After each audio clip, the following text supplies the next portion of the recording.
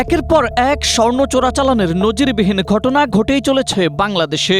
মাঝে মধ্যে এর সাধারণ বাহকরা গ্রেপ্তার হলেও এ কারবারের মূল হোতা বা গডফাদাররা আড়ালে থেকেই একে প্রায় শিল্পের পর্যায়ে নিয়ে গেছেন। ভাগবাটোয়ারা নিয়ে দ্বন্দ্বের কারণে কোনো একটি চালান ধরা পড়লেও নেপথ্যের নায়করা পেছন থেকে আরও 10টি চালান ঠিকই ঢুকিয়ে দিচ্ছেন বিনা বাধায়।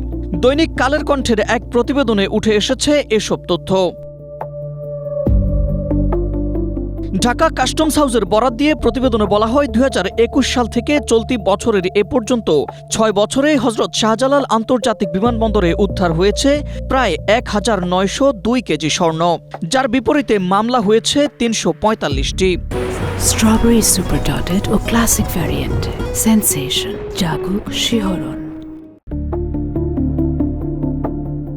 কিন্তু স্বর্ণ উদ্ধারের ঘটনায় যেখানে মানি লন্ডারিং প্রতিরোধ আইনে মামলা হওয়ার কথা, সেখানে কোনো এক অজ্ঞাত কারণে মামলা হচ্ছে 1974 সালের বিশেষ ক্ষমতা আইনে।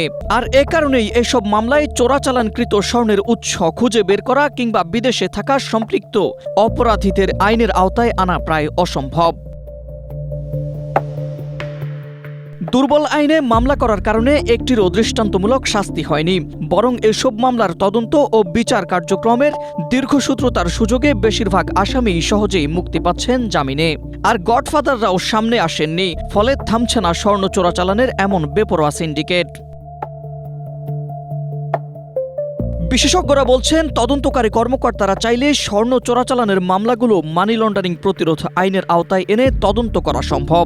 এর মাধ্যমে এই অপরাধের সঙ্গে জড়িত ক্যারিয়ার থেকে স্বর্ণ ইনপুটকারী প্রতিটি চক্রকে আইনের আওতায় আনতে কাজ করতে হবে এবং সাপ্লায়ারকে ধরতে হবে।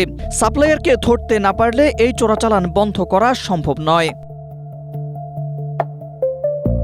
Ahmed Imtiaz, Asia post.